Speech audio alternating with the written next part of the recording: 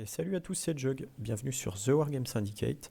Aujourd'hui, je vous propose le 9e épisode de la série Charge-Auto et Chaffraté. Aujourd'hui, je vais vous parler donc du tournoi qui s'est déroulé à 3, donc le Bière-Bâche Andouillette, super tournoi, super sympa. Je vous ai mis la photo des prix qu'il y avait à gagner, pas mal de choses à boire surtout. Euh, c'est un tournoi qui est très sympa, qui est organisé par le club local de 1 des 3. Donc il y a toute une équipe derrière, il y a un staff super pour tout ce qui est repas, c'est très très cool, bar aussi. Alors, moi j'y allais donc avec mon équipe de Franche-Comté, donc les Comtois.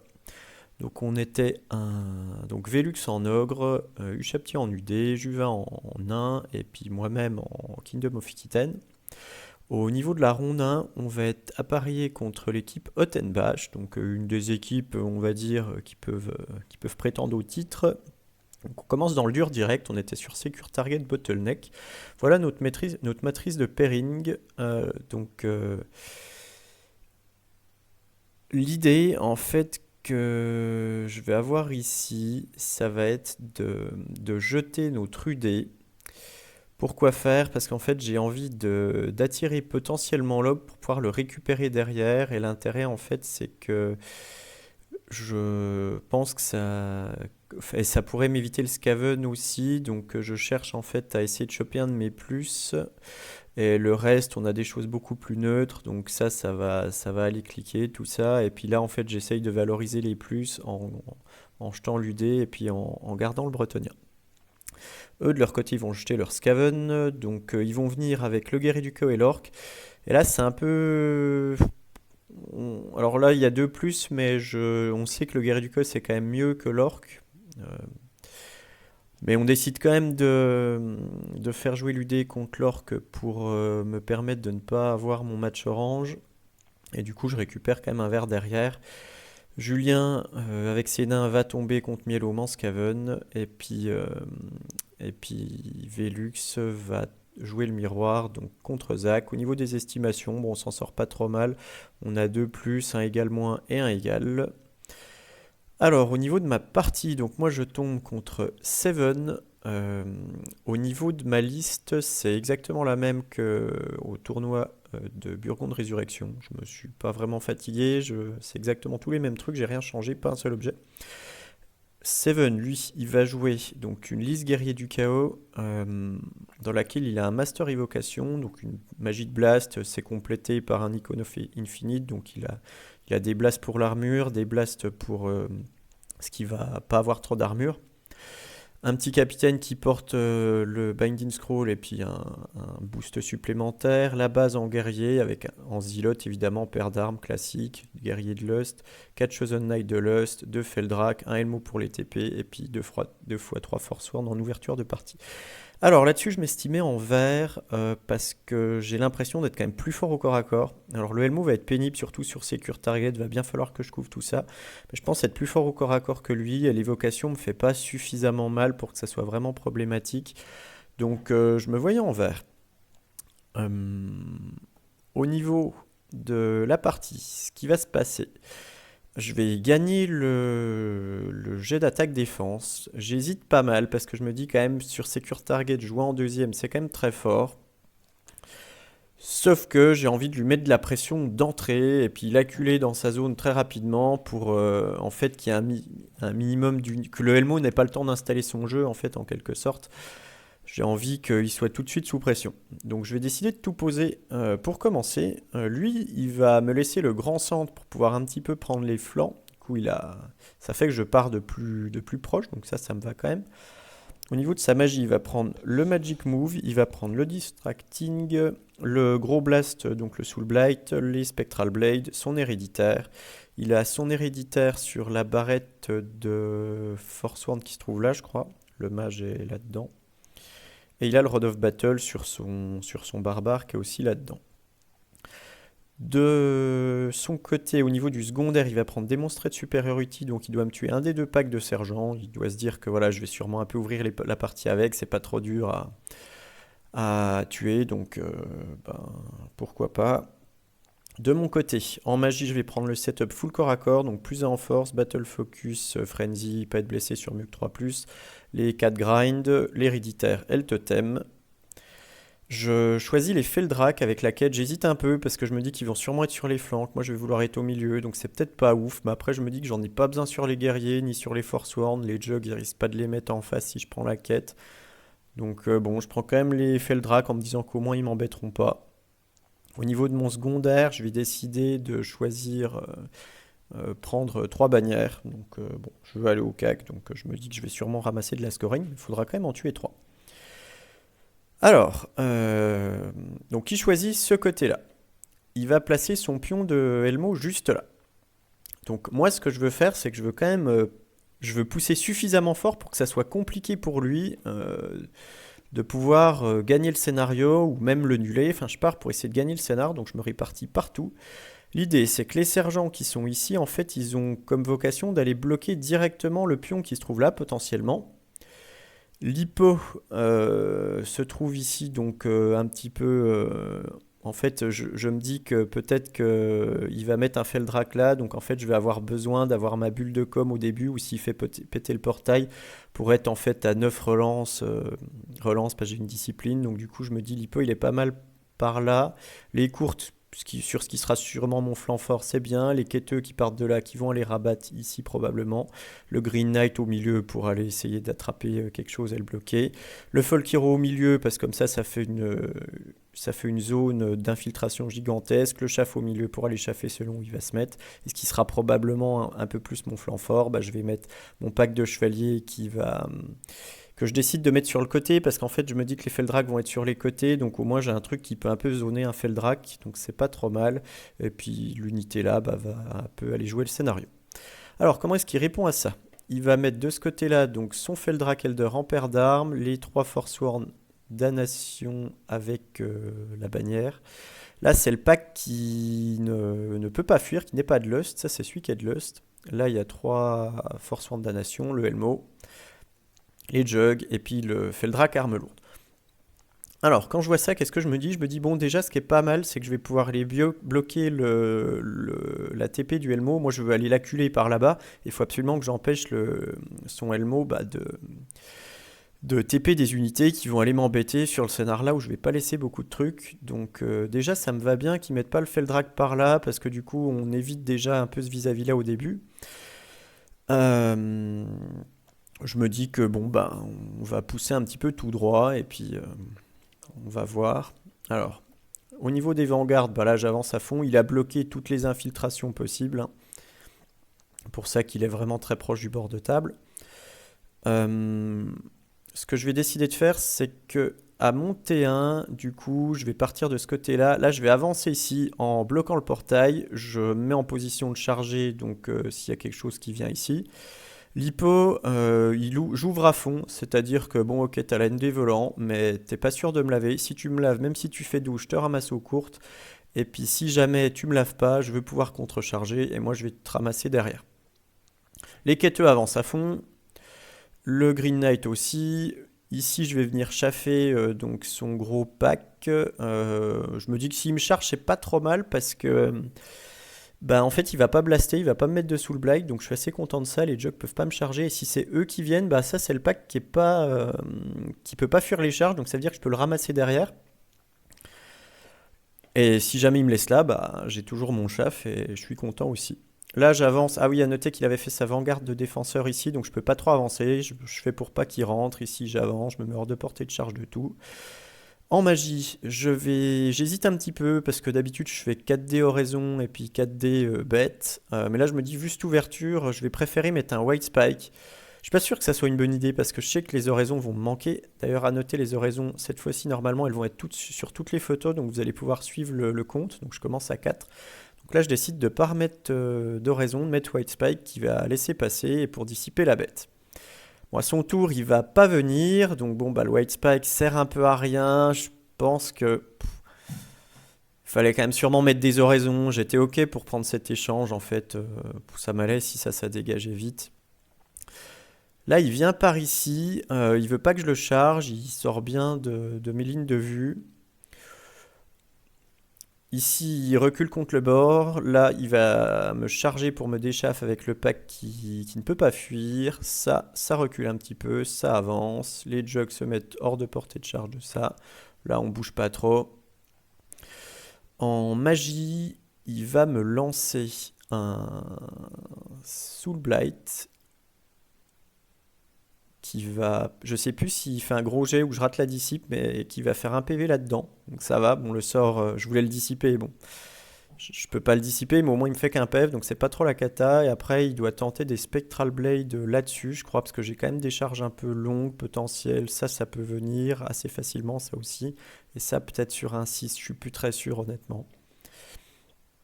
À noter que j'ai fait un fiasco, je crois, sur les grinds, donc j'ai perdu un quêteux, bon, qui va revenir plus tard, c'est pas très grave. Son token de Helmo, il va venir le mettre ici pour être un peu pénible, pour menacer de se TP un petit peu derrière moi. Donc moi, ça, il va falloir que je bloque absolument ça, parce que moi, je veux vraiment qu'il reste là, qu'il bouge pas. Petite remarque ici, je pense que c'est un peu dommage de peut-être pas aller proposer un peu une ouverture. Il peut essayer de chercher un coin-coin. Moi, j'ai pas envie de partir de son pion de Helmo, sinon il va pouvoir se barrer par là.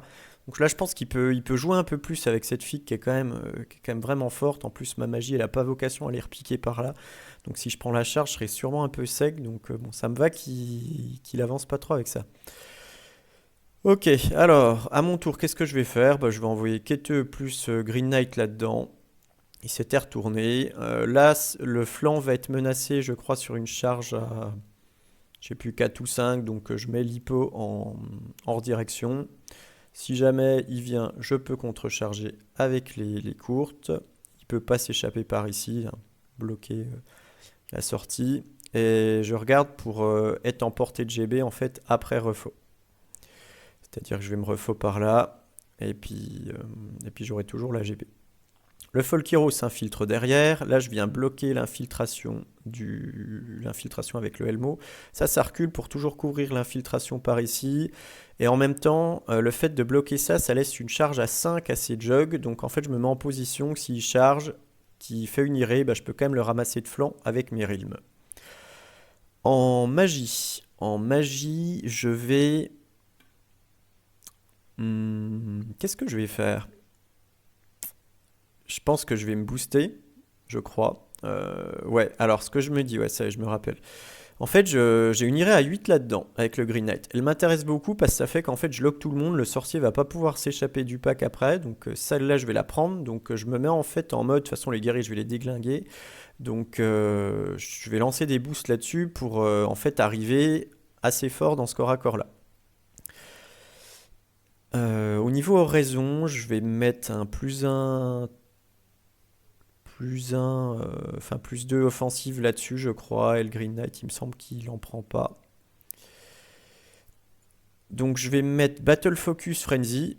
Et puis pas être blessé sur mieux que 3 +. Parce que je me dis, bon, bah je vais arriver. Je vois que son sorcier, il est au premier rang. J'arrive en AP4. Bon, il a une 1 d'armure, mais il y a peut-être moyen 2. Donc si je peux prendre cette option de le tuer, pourquoi pas. Et après, je tente le plus 1 en force qui dissipe. Et il avait peut-être bind les white spikes, je suis plus certain de ça. Alors, au cas que je vais les démonter, ils vont être décimés. Je vais rentrer l'IRA à 8, me retrouver là. Je vais me refaux. Alors là, j'essaye en fait de me mettre dans une situation où ça ne peut pas venir de flanc, évidemment. Les jugs ne peuvent pas du tout venir quoi qu'il arrive. En fait, j'essaye de me mettre de manière à pouvoir en fait récupérer derrière et qu'eux ne puissent pas venir me chaffer. Alors j'essaie de faire au mieux, hein. Je suis pas sûr que ça soit parfait, mais en tout cas je tente ma chance, on va dire. Je me mets dans la position la plus optimale. Alors à son tour, comment est-ce qu'il va réagir à ça? Bah là il va se replacer ici pour continuer à garder un peu le statu quo. Moi ça me va de garder ce statu quo. Là il vient pas. Euh, il retourne son Elmo pour menacer des charges. Il va placer d'ailleurs, je crois, son pion ici, il me semble. Les jugs tentent la charge à 5. Euh, C'est marrant ça. Pourquoi j'en ai perdu autant? C'est l'explosion de. Ça doit être l'explosion du portail, j'imagine. Je pense. Donc je réussis ma panique à 7. Relance. Et du coup, là, il tente la charge à 5, il la rate, il vient chaffer avec son Feldrak arme lourde. En magie, ce qu'il va tenter, c'est un peu des boosts là-dessus. Alors, il tente pas les Spectral Blade pour me tuer, je crois. Je crois pas qu'il les tente. Il doit tenter des distracts, des trucs un peu pour se protéger, et un Magic Move là pour aller me chaffer. C'est le sort que je vais absolument dissiper. Donc, je sais plus trop ce qu'il a mis comme boost, mais il a dû mettre un boost là-dessus. Sûrement distract, je pense. Donc au corps à corps, ce qui va se passer, c'est que je me dis que bon, c'est quand même des lust, donc ils sont guides, donc il a beaucoup de statique, et je crois que je me dis bon, là vu qu'il va pas réussir à m'empêcher de le choper derrière, vu qu'il avait pas assez de move, si je dissipe le magic move, en fait, je suis sûr de le cueillir juste après, donc je préfère que lui tienne. Je suis pas pressé de tuer le sorcier parce que je vais le ramasser juste derrière. Donc je me dis autant faire du shift dans la masse. Donc je me mets commandement 9 pour tester un peu plus sereinement le test que je risque d'avoir juste après. Au corps à corps, je vais tuer quelques mecs. Lui, il va rien me faire du tout. À noter que c'est quand même. Alors il me fait pas très mal, mais bon, j'aurais quand même pu prendre un PV. Parce qu'il a 24 attaques, ça fait 12, 4, ça fait. Ouais, en moyenne, il me fait entre 0 et 1. Bon, plus souvent 1 que 0, mais c'est possible qu'il me fasse rien. Bon, là, il me fait rien. À mon tour, ce que je vais décider de faire, c'est d'envoyer donc les deux là pour récupérer le pack avec le sorcier. Là, le statu quo, je continue de le conserver. Là, je pars sur le côté, je l'empêche de sortir partout. Je ne veux pas vraiment aller m'empaler là-dedans parce qu'il a rang bannière. Moi, j'ai que de la F5. Je peux perdre le combat de 1, perdre mon hippo de manière un peu stupide, faire un tremplin. Donc, ça coûte pas grand-chose. Je préfère les garder loin du secondaire. Pas du secondaire, du primaire, je veux dire. Et lui, il peut pas courir, se barrer. Ici, je prends la charge là. Et je décide de venir chaffer. En me disant, bon, bah, il y a quand même de bonnes chances que je le ramasse. Donc, j'ai pas envie de me faire récupérer derrière. Et je veux pouvoir y aller tranquillement. Sauf qu'en réalité, c'est pas si évident. Parce qu'il a quand même 9 relances comme commandement. Alors, je vais gagner le combat, hein, mais il va avoir un test. Mais c'est possible qu'il tienne, du coup. Et s'il tient et que je le passe pas direct, je vais perdre cette unité à terme, c'est sûr. Donc c'est peut-être dommage de lâcher les sergents là. Peut-être que le plan c'est plutôt de tenter la chance avec ça, puis eux de les garder un peu en retrait pour plus tard. Au corps à corps. Enfin, avant le corps à corps, la magie. Je vais mettre l'oraison pour avoir plus de doff ici. Là, je garde ce que j'ai. Là, j'ai toutes les oraisons vu que je suis sainted. Donc mon plan c'est de les éclater, de les décimer et puis de rattraper le sorcier. Il a quand même une 1 donc j'ai pas très envie de perdre des attaques et je préfère lui tuer plein de mecs pour qu'il ait pas trop de riposte.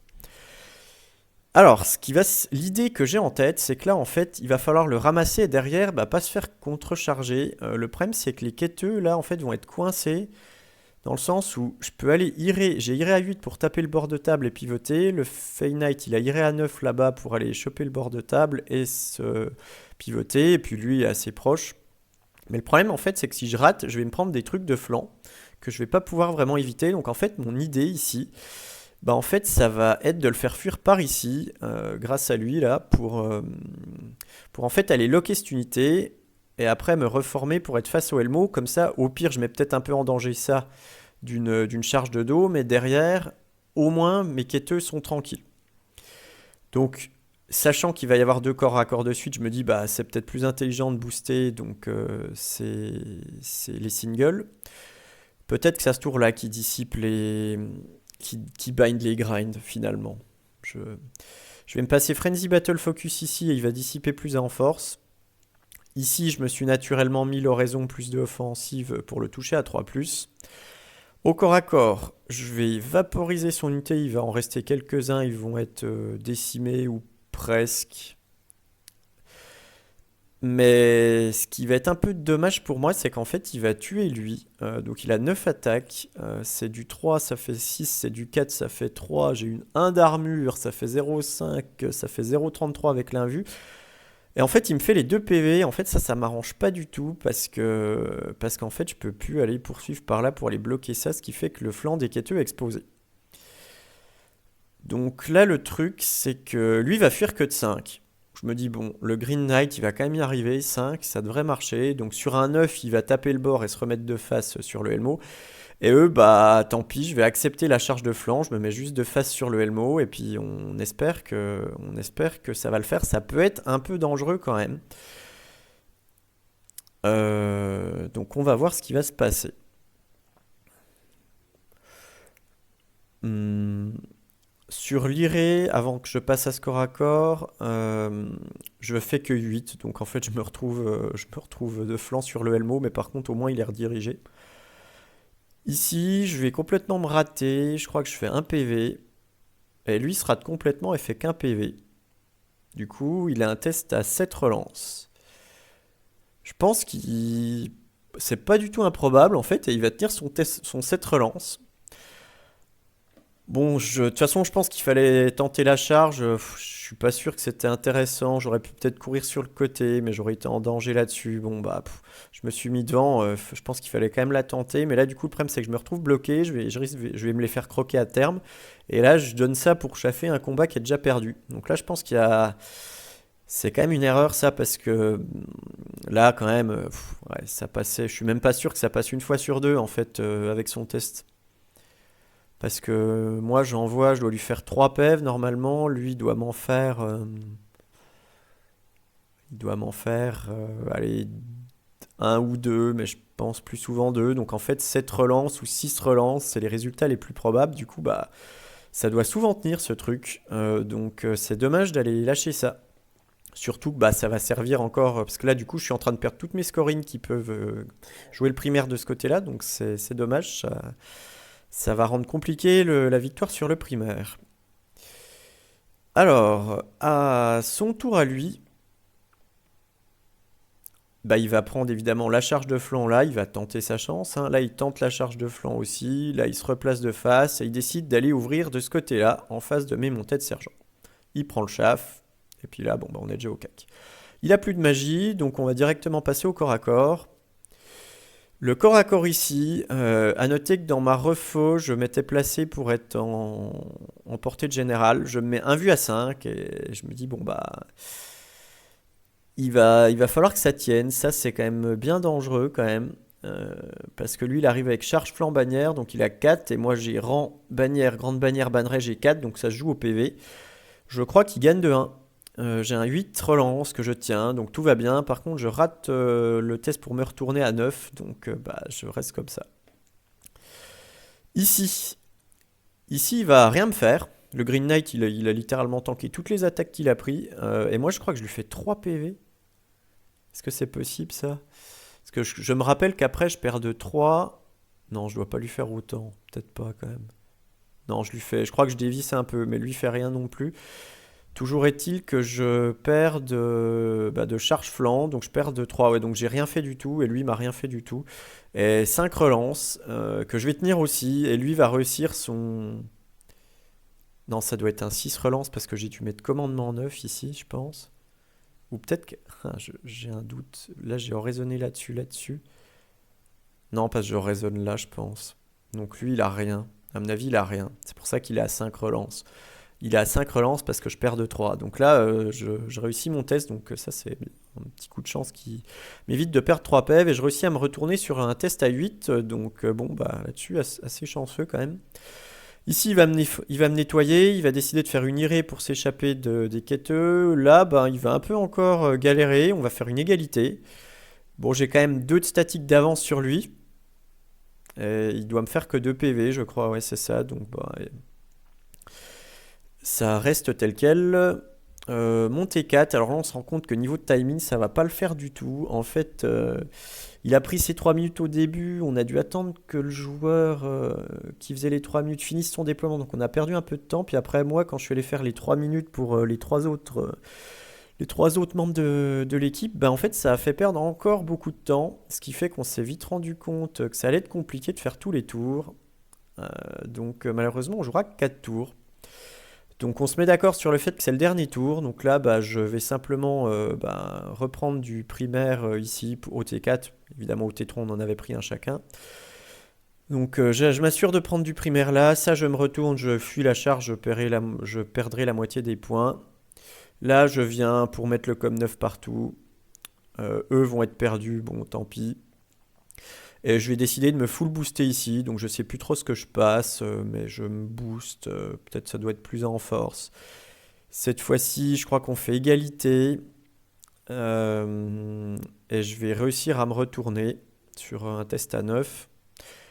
Là, je lui fais 3 PV, je crois. Je sais plus, mais il va rater son test, il va exploser. Donc le Green Knight, il se retourne et il lave. Là, je me retourne pour finir ça. Ici, il me refait des dégâts encore, mais il doit me faire 2 PV. Je crois qu'on refait égalité. Et puis au dernier tour, il me refait que 2 PV, ce qui fait que je vais survivre à un chevalier. Et à son dernier tour, bah, il charge ici, il prend la moitié de ça.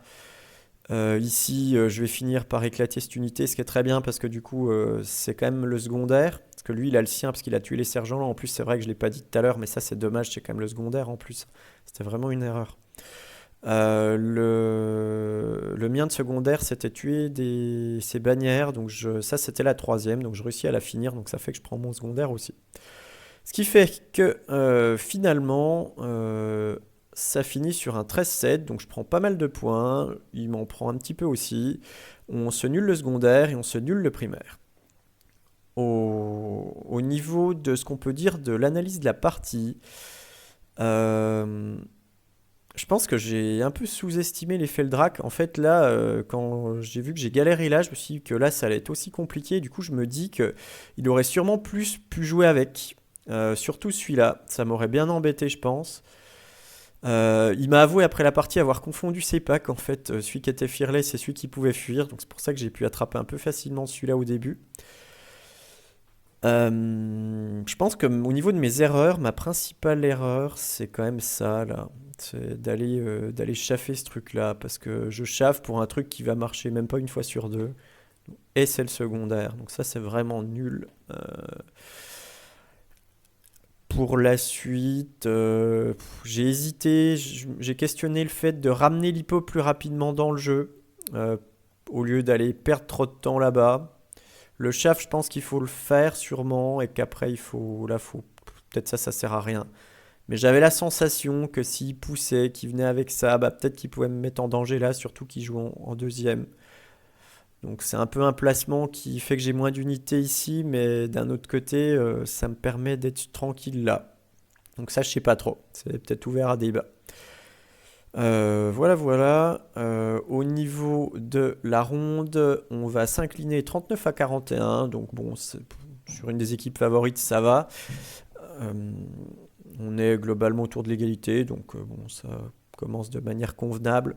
Au niveau des résultats, Julien va tenir donc son égal moins sur le Scaven en faisant 1-8. Robin va gagner le miroir 12. Charles va perdre 6 contre Gaspard. Je pense qu'on a un peu... Bon, il a pas très bien roulé, je crois, au début, mais on a un peu sous-estimé. Enfin, je pense que c'est plus dur que ce qu'on a dit quand même. Euh, c'est pas si évident que ça de vraiment aller gagner ce match. Plus, c'était sûrement faux. Enfin, peut-être que c'était ce plus-là. Je pense qu'on s'est peut-être planté quand même. Même si on avait l'impression d'avoir des arguments sur le papier.